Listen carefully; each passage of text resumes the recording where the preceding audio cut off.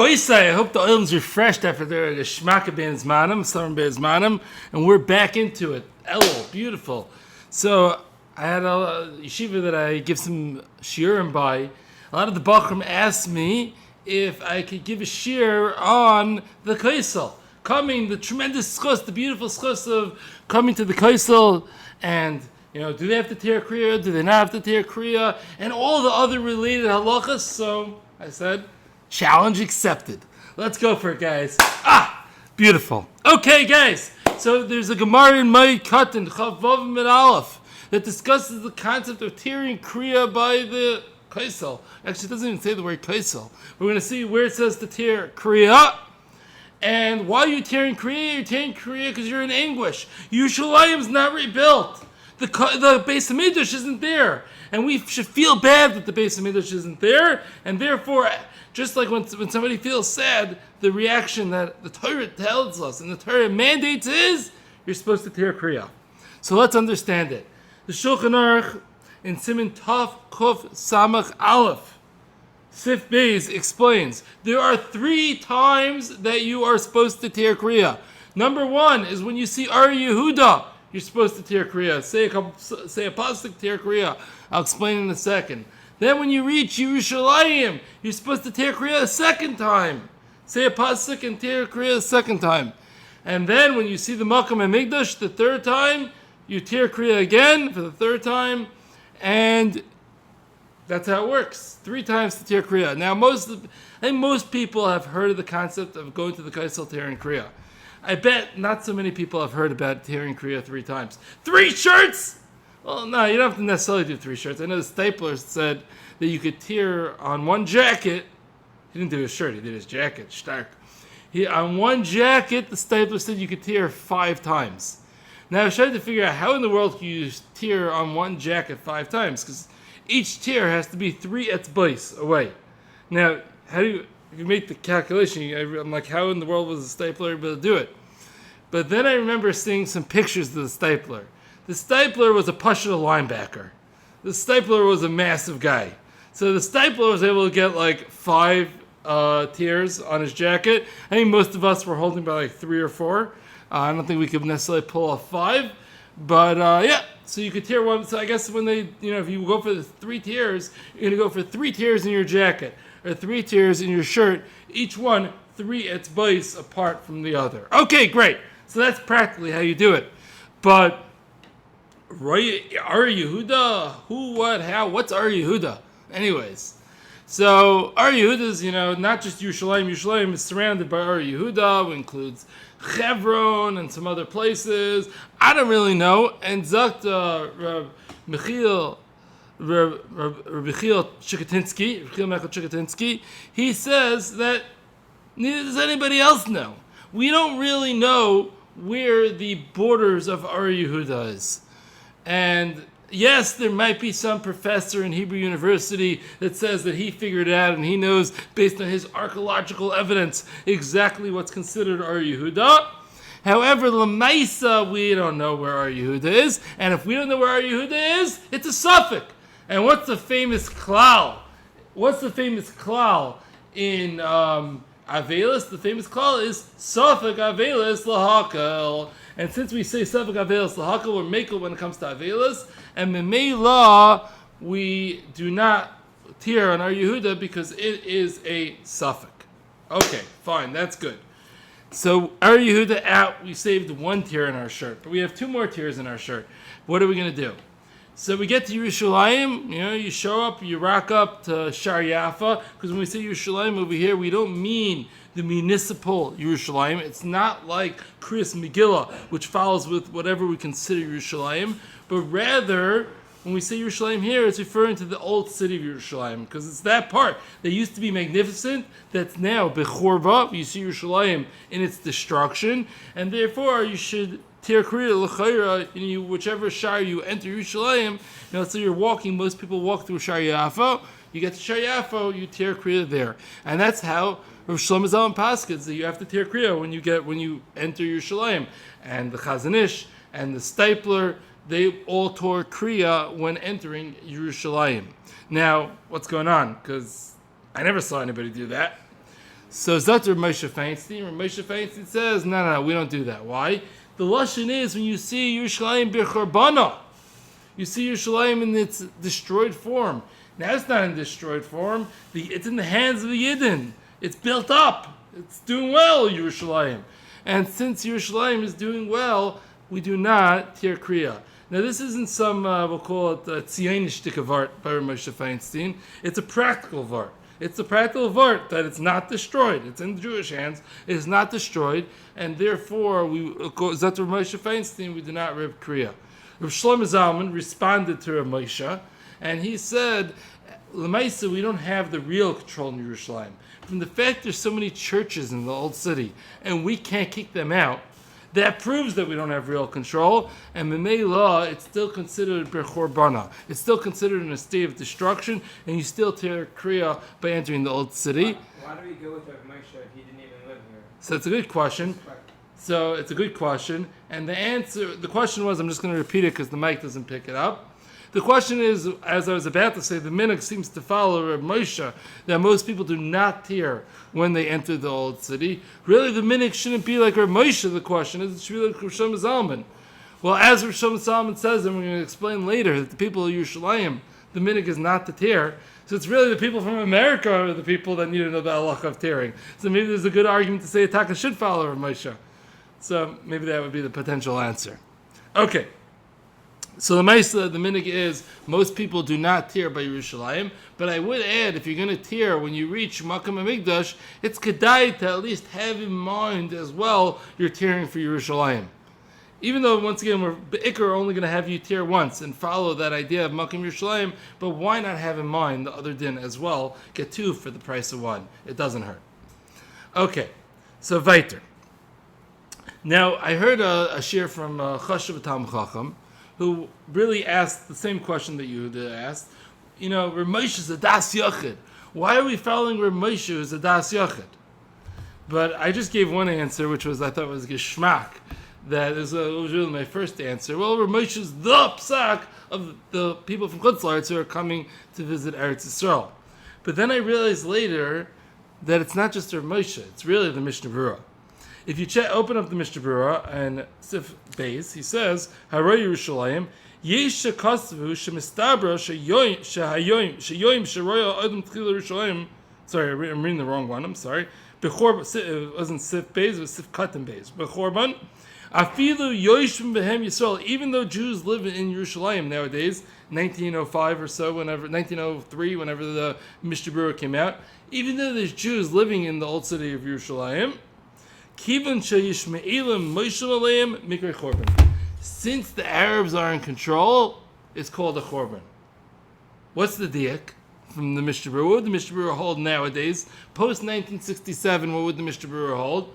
The Mishnah Berurah would hold now, since the Yishmaelim are not ruling over us, but rather Jews control the old city, that it's not considered b'chorban and you won't tear in Yerushalayim. So really, you could deduce from if you read the Mishnah Berurah well, you could deduce from the Mishnah Berurah that he actually holds that you don't tear Kriya in Yerushalayim. And it's really hidden as psak of the Mishnah Berurah, and Rav Moshe Feinstein, there's no das yachid here, it's the sheet of the Mishnah Berurah. And Rav Shlomo Zalman could argue with the Mishnah Berurah, he's entitled to. It's not a problem. But it seems to be it's the shita of the Mishnah Berurah. Fine. Now, weiter. Now, when you see the Makam and Mikdash, you tear Kriya. It says, when you reach the Makam and Mikdash, you're supposed to say this pasuk of Beis Kachinu v'Tevartenu Asher Alucha Bay Avaisenu Hayil Tzrifa Eish V'Chol Machadenu Hayil Lecharba. So, Bekitzer, take your Mishnah Berurah with you. Yeah, so Tav Kof Samach Aleph Beis. There's a pasuk in there that you're supposed to say when you reach the Beis Makam HaMikdash, and there you're supposed to tear. Now, if you realize, didn't say anything about kosel. What's going on? Why doesn't it say anything about kosel? It says Beis Hamikdash. So I thought that was kind of interesting and strange. And you look at the whole siman, it doesn't say anything about kosel. That's how we always learned. Kosel. I had a theory, and I think it's geschmack. There's something a story that I once heard, and I verified it earlier today with ChatGPT with filled in some details. I don't remember everything. So Ramosha Chagas, who was from the 1500s and 1600s, he's early Akron. He writes and he does a lot of historical work also in what he writes, and he speaks about the story of the Sultan Selim. Selim was his name, the Sultan, and he took control of Yerushalayim, and he sees this Arab lady schlepping her garbage from far away and dumping it somewhere in the old city. And he asks her, "My what's going on? Why are you dumping why are you schlepping from all the way over here to go all the way over there to dump your garbage? You could dump your garbage somewhere closer." And this lady said, "I don't know. We have Messiah, that we for generations we go, and this is where we dump our garbage." See that's kind of strange. What are they doing dumping their garbage in a random place? Come on, guys. What are they doing dumping their garbage? So the Sultan asked this Arab lady, "Why are you dumping your garbage in a random place?" He said, "You know what? There must be a secret down here." So he sprinkled a couple of gold coins on the top of the garbage, and he told the Arab guy next to him, "Psst, I heard there's a bunch of gold coins over there." Really? Look. So he started looking, and they found some gold coins, and they're like, "Oh no, we gotta check." They started dumping out, pulling out all the garbage from everywhere over there, and to be able to uncover the kosel, uncover that area where all the gold coins was, because they were all searching for the gold coins. And after 30 days, they cleared the entire area in their search for more and more gold coins. There's only on the top of gold coins, but whatever. And they cleared the whole area, and it took them 30 days, and that was the place of the kosel. Because for generations they tried to destroy the kosel. They were never able to destroy the kosel, so the Arabs just tried to hide the kosel with their garbage, and this is how it was uncovered. Now, when was that? So according to my research, ChatGPT, that happened in 1517, that story. When was the Shulchan Aruch written? The Shulchan Aruch was printed 1542, is when the Shulchan Aruch went to print. I don't know when the Shulchan Aruch was written, but apparently there's a nice couple hundred years where the kosel was missing. As funny as that sounds. But if you hear reports of different people that traveled and historians and gedolim that went to Eretz Yisrael, it doesn't say anything about the kosel in their trips, because the kosel was hidden. The Arabs hid the kosel with garbage and made it in a garbage dump until this Sultan of Salem uncovered the garbage. So I'm choishish, the reason that the Shulchan Aruch didn't say anything about seeing the kosel is because when he wrote it, I don't know how much earlier, before 1542 he wrote it, and also information didn't travel so quick back then. Huh? What year did he live with the Mechaber? He lived in the early 1500s. It's the same time frame as the story is when he was around. This is contemporary time frame. So I'm choishish, the reason that he didn't say when you see the kosel, you hear Kriya, what kosel? We heard about the kosel. We have midrashim about the kosel. I don't even know where this kosel is that they're talking about. Mr. Burr should have said it. So it's an interesting point. Maybe the Mr. Brewer should have said it. Maybe it's a kasha on me, because the Mr. Brewer didn't bring what I'm saying. Good kasha. But I'm just suggesting, perhaps, as a suggestion as to why it's not there in the Shulchan Aruch. Okay. But in the Maisa it says, you see the Makam and Migdash, you tear Kriya. What's the Makam and Migdash? So the best possible place to see is if you go on, sometimes they have it if you look from Har Zesim, or if you look from these old city rooftops, you can actually see the floor of the Azara. The chutzner where the Dome of the Rock is based on. So that floor of the Azara, that's the best if you could pull it off. So if you can pull it off, that's going to be the best place to see it. You see it there in your Kriya. Now, in your normal situation going to the kosel, your angle is not right to see the floor of the Azara, because the kosel is there. You look over the kosel, you're looking towards the sky, you're not looking towards the floor, and you're never going to see the floor of the Azara. It's just your angles don't work. So you can't see the floor of the Azara, right? You can see the Dome of the Rock. Okay, so let's just speak out in terms of. So the first thing is about seeing. So where could you see? What's good enough? So the Bach says, when should you tear Kriya? When you're going in normally, you should tear Kriya when you see the Dome of the Rock. Call mechuber l'karka kakarka dami. That's the greatest reason to tear Kriya. You see the Bezayin, that the Dome of the Rock is built on Har Bayis. That's the greatest place, the greatest reason to tear Kriya. And that's where you should tear Kriya. That is what the Bach says. And when do you see that? So it kind of depends on how you go in. If you go in through the old city, it works great. While going the steps from the Jewish quarter of the old city, taking the steps down towards the kosel, when you turn the corner around the steps, you see the kosel and the Dome of the Rock at the same time. Perfect. That's the right place to tear Kriya. If you go in from the bus, you know that entrance, or you take a taxi where it drops you off, I'm pretty sure from the angle you don't see the Dome of the Rock. I believe you do not see the Dome of the Rock. So over there, we're going to see that the place can say, huh? So when you're going from the Armenian shuk, I believe on the top of the steps, I believe you could see the Dome of the Rock. Right after you walk through security, when you go from the Armenian shuk, I believe you could see the Dome of the Rock from there. I'm not positive, but I think you could see the Dome of the Rock. Do you guys agree? You might not have the angle to the left. I think you could. You definitely see the trees in Har Bayis. And by the way, there's a halacha, you're not allowed to have any trees grow in Har Bayis. So the chayre, even if you can't see the Dome of the Rock, from the fact that you see the trees growing, this is my own personal chiddush, but I think it's emes, that's considered b'chavana. You see it in its destroyed state. If we were in control, we would never let the trees be there. We would chop down those trees because we're not allowed to have trees growing on Har Bayis. So I think for sure you can see the trees when you walk out of security after the Armenian shuk. So that for sure is I think that's for sure a fine place to tear Kriya. What if So you carry on straight through the shuk, you go to the train gate, you can see straight onto the Azara. from where? From which place? You carry straight, if you go straight, you come. The Armenian shuk. Yeah. And you don't go in the regular entrance. And you don't go down the stairs to the kosel, Yeah. and you go carry on, you can get to a gate to the Har Bayis. Right, so that's a great place to tear Kriya. Just most people, when they're going to the kosel, they're not going that way, and your average American who's listening is scared to go that way. Maskim? Fine. So, but yeah, in the Chanami, if you go that way, you will see the floor of the Azar. So the Mesa, the best place is if you go, so Zakt Rav Shlomo Zalman or Moshe Feinstein, if you went away where you didn't see the Dome of the Rock first, and the first thing you saw is the kosel, that's good enough to tear Kriya. Now, why is it good enough to tear Kriya? You didn't see Makam and Mikdash.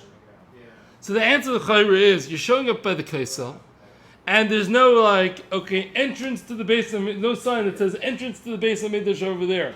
And the fact there's no sign that says entrance to the base of Midrash over there, that shows that the base of Midrash is out of order. The base of Midrash is not a happening thing right now. If the base of Midrash is not a happening thing right now, that's a reason to tear Kriya, and you know that from just going to the kosel.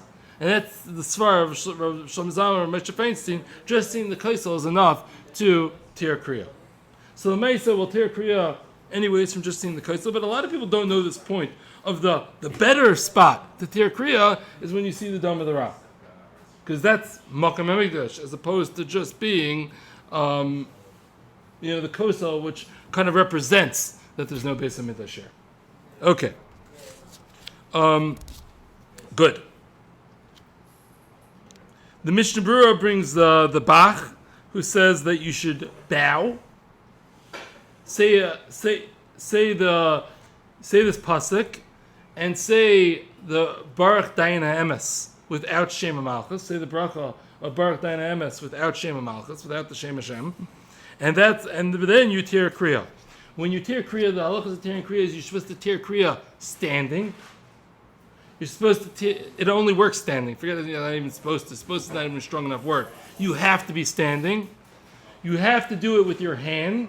You can't just cut it with a razor or with a scissor. You're allowed to make a hole with a knife, razor, scissor, or whatever it is. But the actual tear needs to be with your hand.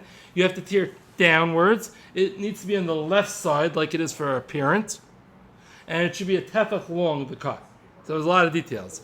Right hand, downward tear, a tefach long, 3 to 4 inches, called 4 inches long, with your hand. And that's how you tear Kriya.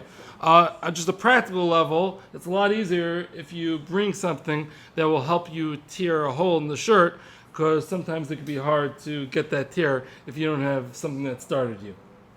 Okay. If you ask for a checkpoint, they always have prices. Oh yeah? Yeah, so give it a look. Okay, I'll just add that. And apparently at the security station, they have a pair of scissors for you to help you tear Kriya. Okay, that's good to know. Fine. You don't try and take a knife down. Yeah. Fine. Now, how many layers do you need to tear?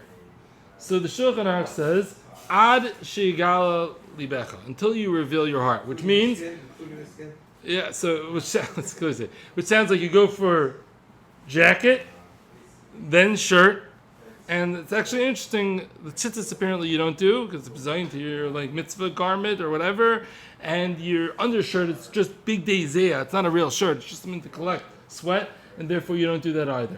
So it would be jacket and shirt. Rabbi Chiya Meshkel Chikatinsky, who is he's one of these big players. He's big players in Hilchas Eretz Yisrael, because he's the big Eretz Yisrael guy in terms of geography and Trumas Mesis and all that type of stuff. And he's also the big guy in Avelis. So over here you have two of his big topics converge, huh? And the calendar, no? The calendar is part of the Eretz Yisrael thing. I mean, he's the one who wrote the calendar. Calendar is the Eretz Yisrael stuff. And Yeah, fast. Don't he- forget the fast. The fasting is also Zmanim. He's Zmanim, which is part of Zmanim, which is Eretz Yisrael stuff, and Avelis. This is the other big thing. He wrote Kesher Chaim, like the main sefer on Avelis. This is his two things coming together: Eretz Yisrael, Avelis. He's the man. So Zot Rechil Mechel Chukatinsky, His husband was the one that was facing him. huh? His granddaughter's husband was the one that was facing him. Oh, really? Cool. I think I've done some video. Okay. So Rechil Mechel Chukatinsky, he's the man when it comes to Avelis. He's the man when it comes to Zmanim, Eretz Yisrael, Minhagim. So he says the minhag in Eretz Yisrael is not that you do Ad Sheyagal Liboy. Rather, the minhag is you just do the Beged Elyon, your highest garment. So a lot of people make a mistake over here, and they just go and they rip their shirt, which is fine if you do it right. What you have to do is before you get to the place where you see the Makam HaMikdash, you should take your jacket off and hold your jacket. Get there, and then you tear your shirt. Because then you're doing your Beged Elyon. If you're wearing a jacket and you tear your shirt, it didn't count. You still have to tear your jacket.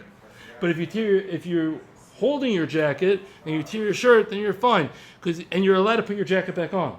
Once you tore your shirt, you're Yotze the din. And once again, if you want to take your shirt off, the Stipler says it's like after Avelis. You're allowed to take your shirt off after Avelis. So after you already tore your shirt, you're allowed to take it off. So you can take it off, you can put your jacket on top of it. It's not a problem. So that is what the minhag is. That's what Chukatinsky says. Fine. And that seems to be the accepted minhag. But a lot of people don't know this idea of taking your jacket off. Take your jacket off first. Fine. Now, if someone, oh, by the way, the Ger Rebbe has just a nice bertel on this. He says the minhag is to just tear Beged Elyon. But don't forget the words of the Shulchan Aruch, Ad Sheyagal Liboy. Meaning, do your top garment only, but it should reveal your heart, make it real. Ad Sheyagal Liboy. You should get your heart involved in tearing the top garment. That's the word of the Ger Rebbe. Yeah, it's a drush on it. Yeah. Fine. Now, if somebody came and he didn't tear Kriya, why didn't he tear Kriya? Because either he came on Shabbos, or he didn't know the halacha, or he forgot to tear, right? Somebody was chayiv in Kriya and didn't tear. Does he tear his next time coming to the kosel? Wait a minute, the coming on Shabbos is like Chai that didn't tear? I give three examples of how somebody didn't tear the first time they came. The first example is they came on Shabbos and they rightfully didn't tear. The second answer is they didn't know the halacha. The third example is they knew the halacha but they forgot. There are three practical ways that a guy had a chiyuv of tearing but didn't. For one of the three possible. Shabbos is called having a kid to do. Yeah, you have a chiyuv but you can't on a practical level. Huh? Or his Yetzer Hara got the best of him, whatever it was, and then he shows back. And should he tear now? So Dr. Moshe Feinstein, all right, you have a chiyuv, you didn't do it then, so do it now. Dr. Sham Zalman, no, you already showed up. The chiyuv is you show up and you say, whoa, no Beis HaMikdash. You already showed up and there was already the whoa, no Beis HaMikdash. Now you show up a second time, your chiyuv's gone. Tearing now, there's no sheikhus. And therefore there's no chiyuv to tear now. And it seems to be that the minhag is like Rav Shlomo Zalman, that on your second time, there is no chiyuv. If somebody wants to, and Moshe says there's a chiyuv, if you want to, you could.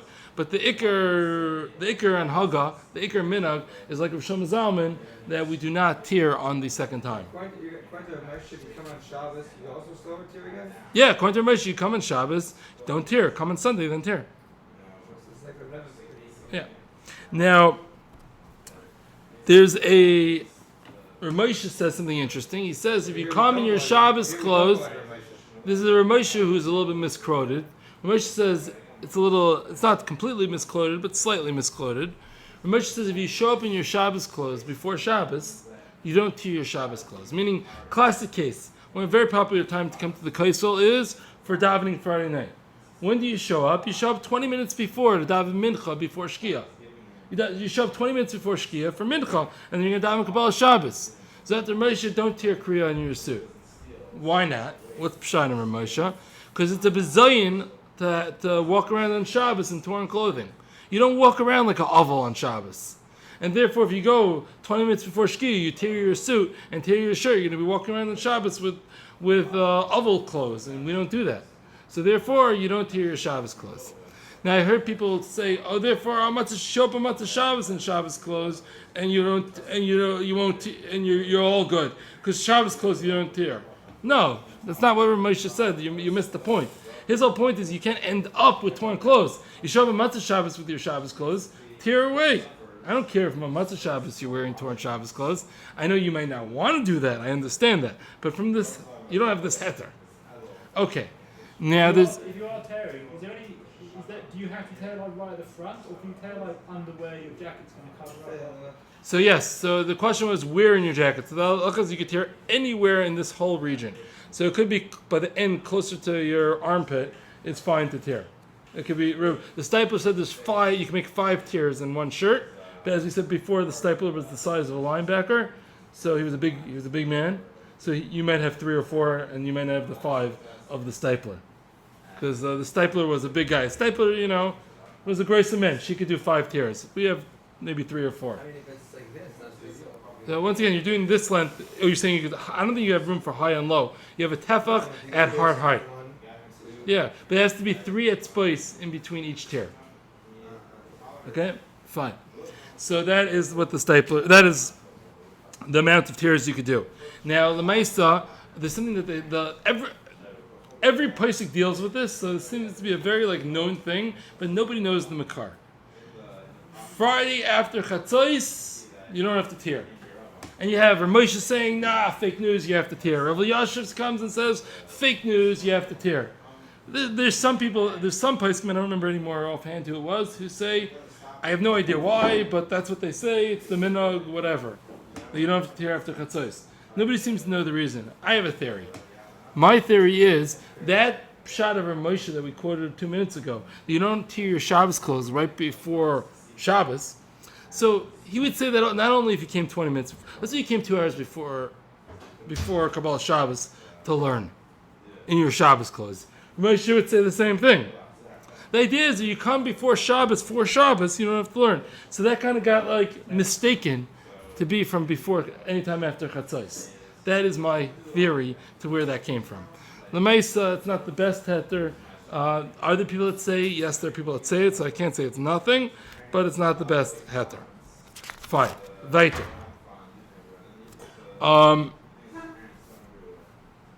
The Birchei Yosef, brought by the Shari Tshuva, says that those that live in Yerushalayim, the minhag is that they don't tear Kriya. Even if they've been there in the last 30 days. Something that I forgot to mention. The Shulchan Aruch says that, how often do you tear Kriya? Every time you're there? No, if you've been there in the last 30 days, you don't tear Kriya. So the Shari Tshuva brings the Birchei Yosef, who says that the minhag is those that live in Yerushalayim, even if they haven't been in the old city for 30 days, if they haven't been in the kosel for 30 days, they tear Kriya. They do not tear Kriya. I got to repeat that because I said that wrong. The Shari Tshuva brings the Bercha Yosef that those that live in Yerushalayim, even if they haven't been to the kosel for 30 days, they still do not tear Kriya. Yerushalayim nickers do not tear Kriya. Why not? So there's two possible reasons. One is the Ganaya L'Shvach, so to speak. One reason is if you haven't been in the kosel for 30 days, this is Rav Shlomo Zalman, you don't care. You don't care. I don't need to see your fake tearing of your Kriya. You don't care. So you don't tear Kriya. It's like you have, Rav Shlomo Zalman says, it's like you have an old mother that you don't come to visit. Rough. Even though Rav Shlomo Zalman was a very nice man.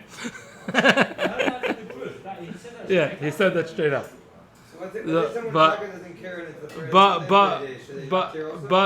But others explain the minhag the opposite way. If you live in Yerushalayim, you're pashut living it the whole time. You're living the korban the whole time. You don't need a tear because you might not have seen the kosel, but you've been part of the matzav. I don't remember the names. That's why when others means I don't remember who said it. Somebody came in from America. Yeah, and said he doesn't care. He's like, I don't want to. No, we're not going to rely on it. I'll explain you why. Because I once heard somebody you're going to be more upset about your shirt than the thing that you shouldn't do. yeah, I saw somebody write that as well. But the Maisa we're not relying on. The Maisa the halacha state clear in the Shulchan Aruch you have to tear. Happens to be there is a established minhag for the Bnei Yerushalayim not to tear, and we just have to understand the minhag. I wouldn't go and make up that minhag myself, but that is an established minhag, and now we just have to understand it. But we don't come and go and make our own dinim. The din is you have to tear. Yes, there's a minhag that doesn't apply to Bnei Yerushalayim, but for others we're not going to go and stretch that idea. Fine. Okay, so who is Bnei Yerushalayim? Great question of who is Bnei Yerushalayim. So according to Rav Yashiv, you're only considered a Bnei Yerushalayim if you live in the old city. However, Zot Rav Shlomo Zalman, and this is the minhag, you're considered a Bnei Yerushalayim if you live anywhere in Yerushalayim. Furthermore, it seems to be, if Yerushalayim is your matzav, you're Bnei Yerushalayim. So even if you live in Adam, Givat Zev, or Telstone, and you come every day to Yerushalayim for Koil, you're also Bnei Yerushalayim. You're somebody who Yerushalayim is part of your normal, regular life. If you show up once every 2 weeks to go to Osherad, then you're probably not a Bnei Yerushalayim. You're not a Ben Yerushalayim. But somebody who Yerushalayim is part of your matzav. And what about Yeshiva Bakar? Is the Yeshiva Bakar Ben Yerushalayim? So I'm not sure whether Yeshiva Bakar is Ben Yerushalayim. I'll tell you my hunch, but I have no proof for this. So I don't know how authoritative my hunch is. My hunch is, if this is your place, where are you from? Oh, I'm from Monsey, but I'm in the Mir for a year. Nah, you're not a Ben Yerushalayim. Where? I'm in Yerushalayim. This is where I am. This is my place. Yeah, I'll go back in the summer to visit Monsey. But I'm in Yerushalayim. You're a Ben Yerushalayim. 1 day or 2 days. It's not exactly the same gather as 1 day or 2 day, because 1 day or 2 day is based on your future plans. I want to know a little bit more now about your current mindset. So it's similar, but maybe slightly different. But that's my hunch. I can't prove it. Okay, weiter. Fine. Now, some people have a shtick. What they do is I don't want to tear Kriya. By the way, before I get into the shtick that they do, which I'm going to not be so happy with, coming to Eretz Yisrael, especially you're a tourist, you're spending $10,000 on your trip to come to visit Eretz Yisrael. And if you have a big family, you're spending a lot more than that, right? You're spending to rip a shirt. Oh, you want to save your old shirt? Okay, save your old shirt, rip a shirt. Okay, at least buy a 15 shekel t-shirt and rip that.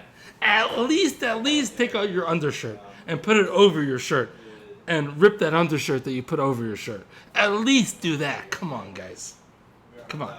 Now I'm going to speak about a heter for the Weak Sauce Society that wants to go, and what they do is they have two friends walking to the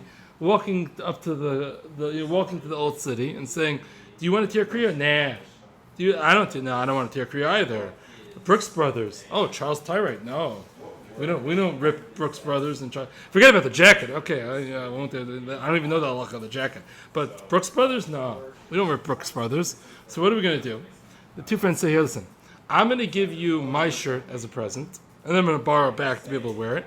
And you give me your shirt as a present, and I'll lend it back to you. And therefore, when I'm wearing your shirt, I can't rip your shirt. Do I look like a mazik? I'm such an erlich guy with the switch. Do I look like a mazik? I'm not a mazik, so I'm not going to rip your shirt. With what right would I rip your shirt? And therefore, there's no chiyuv for me to be a mazik, chas v'sholom, and rip my friend's shirt. So the first question is, does this shtick and trick work? And people have been doing this shtick for years. But does it actually work?